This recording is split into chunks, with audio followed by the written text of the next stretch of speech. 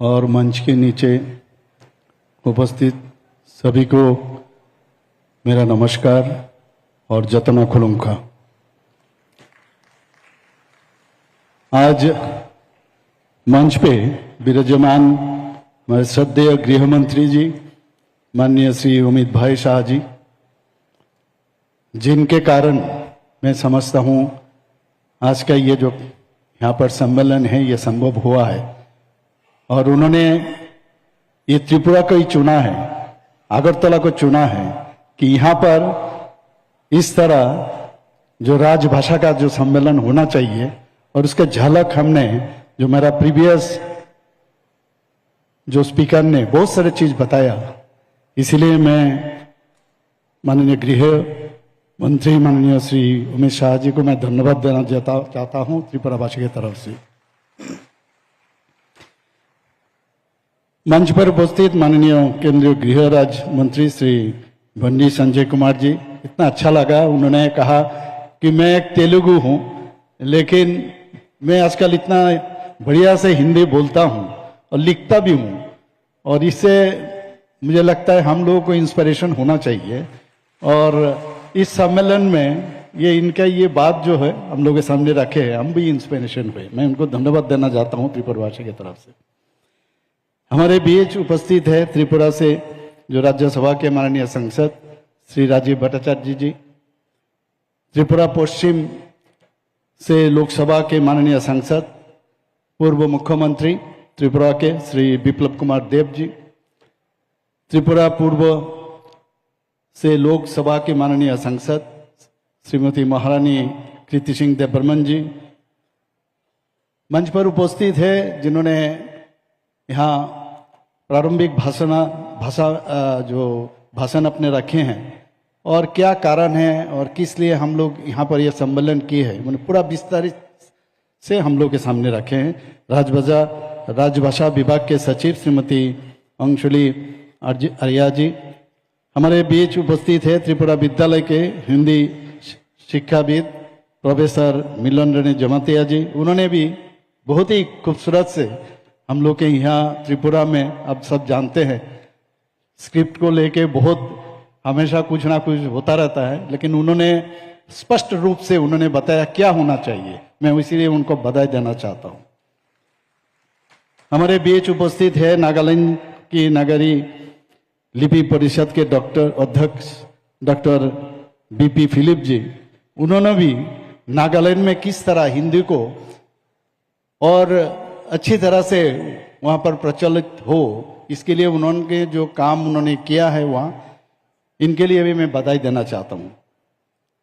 हमारे मंच के नीचे हमारे त्रिपुरा सरकार के माननीय मिनिस्टर्स, उसके बाद विधायक, विभिन्न मंत्रालय और विभागों और बैंकों और सार्वजनिक उपक्रमों के वरिष्ठ अधिकारीगण, राष्ट्रभाषा कार्यान्वयन से जुड़े अधिकारी, नगर राजभाषा कार्यान्वयन समितियों के प्रतिनिधिगण और उपस्थित मीडिया बंधु, देवियों और सज्जनों, राज्य सरकार की ओर से आप सभी का त्रिपुरा के पावन धरती पर हार्दिक स्वागत करता हूं।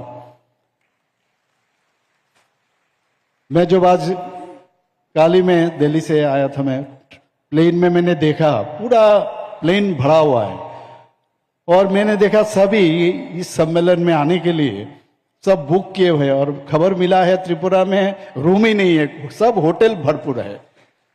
और मैं अकेले आदमी हूँ, शायद मेरे साथ जो 2-4 आदमी थे, तो बहुत ही अच्छा लगा। इतना बड़ा एक सम्मेलन त्रिपुरा में हुआ है और इसका श्रेय हमारे माननीय गृह मंत्री जी को जाता है, और मैं इतना खुश हूँ कि ऐसा सम्मेलन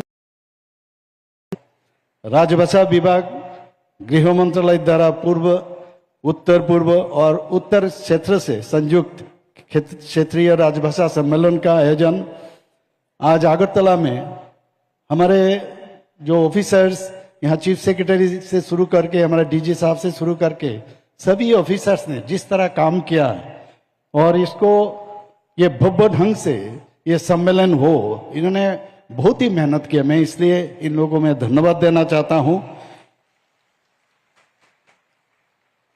सरकारी विभागों और कार्यालय और बैंकों में हिंदी के उपयोग का बढ़ावा देने के लिए एक मंच के रूप में राजभाषा सम्मेलन का असाधारण महत्व है।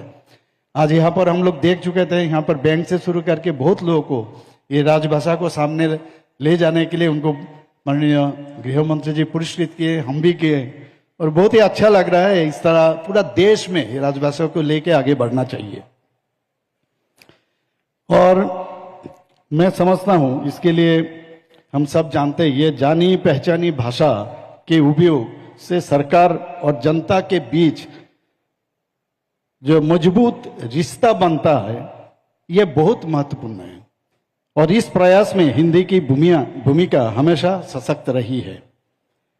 मैं समझता हूं सरकारी योजना को सभी नागरिकों को प्रभावी ढंग से पहुंचाना जरूरी है, ताकि सबको समान अवसर और सुविधा मिल सके। भारत विभिन्न भाषाओं का देश है। हिंदी दुनिया के सबसे बड़े लोकतंत्र की भाषा है और विविधता के एकजुट करती है।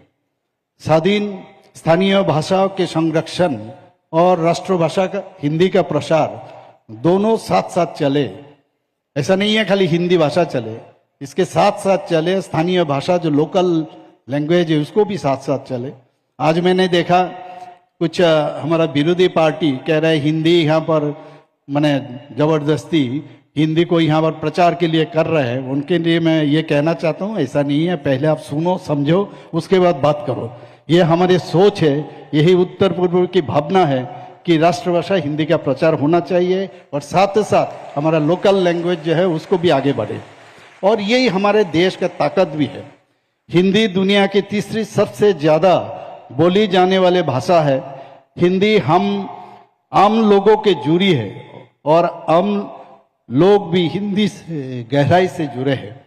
माननीय प्रधानमंत्री श्री नरेंद्र मोदी जी के नेतृत्व में भारतीय भाषा और संस्कृत के नवजागरण का सुनहरा दौर शुरू हुआ है।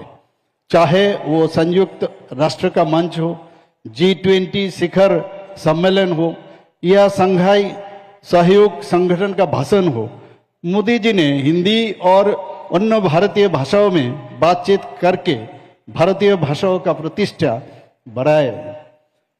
पूर्व प्रधानमंत्री अटल बिहारी वाजपेयी जी ने संयुक्त राष्ट्र महासभा के सत्र में हिंदी में ऐतिहासिक संबोधन देकर विश्व मंच पर हिंदी भाषा का मान बढ़ाया। उस वक्त हम लोग सोच रहे थे ये कैसे उन्होंने हिंदी भाषा से उन्होंने वहां पर बात रखे हैं। और बाद में अब हमारे माननीय प्रधानमंत्री जी जिस तरह हमेशा हर जगह जाके हिंदी में भाषण देते हैं, लगते है शुरुआत हमारे अटल जी ने शुरू किया था और हमारे माननीय प्रधानमंत्री जी इसको आगे बढ़ा रहा है। हिंदी भाषा का शब्दकोश बहुत समृद्ध है। ये जो एक भाव है और उसका भाव को व्यक्त करने के लिए सैकड़ों शब्द मौजूद है। हिंदी को संस्कृत की शब्द संपदा और नए शब्द बनाने के शक्ति विरासत में मिली है। ऐसा नहीं है काल हो गया परसों है, ये ट्रेडिशनली ये मिला है।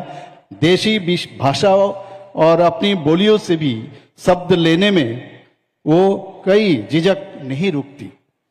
अंग्रेजी में मूल शब्द करीब 10,000 है, 10,000, जबकि आप सुनकर बहुत खुश होंगे, जबकि मूल शब्दों की संख्या हिंदी के 2.5 लाख से भी ज्यादा है। भाषा के उद्देश्य हम सब जानते हैं, लोगों को जोड़ना है, बांटना नहीं है। राष्ट्रीय शिक्षा नीति 2020 में भारत के विभिन्न भाषाओं के विकास और अभ्यास के क्षेत्र में विशेष महत्व दिया गया है। मातृभाषा में पढ़ाने और सीखने की प्रक्रिया को विद्यालय और उच्च शिक्षा के हर स्तर पर शामिल करने की पहल की गई है। अधिक से अधिक उच्च शिक्षा संस्थानों में मातृभाषा या स्थानीय भाषा के माध्यम से सभी निर्देश देने की सिफारिश की गई है इस 2020 राष्ट्रीय शिक्षा नीति में।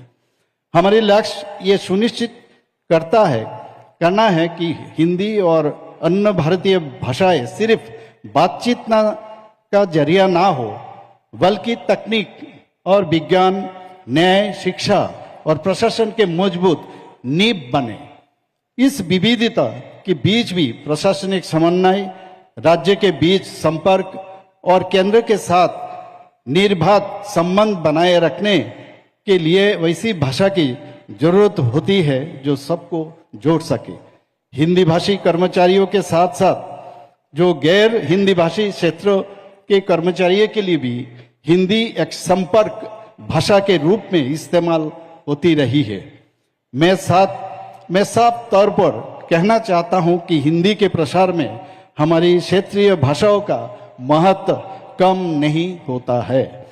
हमारे स्थानीय भाषा हमारी पहचान है, हमारी आत्मा है। आज त्रिपुरा में हिंदी भाषा के अभ्यास बढ़ा है। हिंदी बोलने वाले और हिंदी जानने वाले लोगों की संख्या लगातार बढ़ रहा है। त्रिपुरा विश्वविद्यालय और महाविद्यालय में हिंदी विभाग के गतिविधियों ने हिंदी साहित्य का प्रोत्साहित किया है। भाषाई विविधता का बीच समन्वय का पुल बनाया है और राष्ट्रीय एकता की भावना को मजबूत किया है। आज इस सम्मेलन में माननीय गृह मंत्री श्री अमित भाई शाह जी की उपस्थिति हमें प्रेरित करती है कि हम राष्ट्रभाषा के प्रयोग को और अधिक प्रभावी बनाए, प्रशिक्षण व्यवस्था के मजबूत करें और प्रशासन को नागरिकों के और करीब लाए। मुझे विश्वास है कि इस कार्यक्रम की विविध चर्चाएं हमें नई प्रेरणा और स्पष्ट दिशा निर्देश देंगी। माँ त्रिपुरेश्वरी की धरती पर माननीय प्रधानमंत्री जी के एक्ट ईस्ट पॉलिसी के अंतर्गत spiritual tourism, eco tourism, heritage tourism संबंधित अनेक पर्यटन स्थल विकसित की गई है। मेरा आपसे यहाँ उपस्थित सभी को मैं आग्रह करता हूँ कि इन पर्यटन जो स्थल है आप अवश्य भ्रमण करें और संस्कृत जो सुख स्मृति लेकर आप यहाँ से जाइए। अंत में मैं फिर से आप सभी को बहुत बहुत बधाइयाँ और धन्यवाद देता हूँ। जय हिंद, जय भारत, जय त्रिपुरा, माता त्रिपुरा सुंदरी।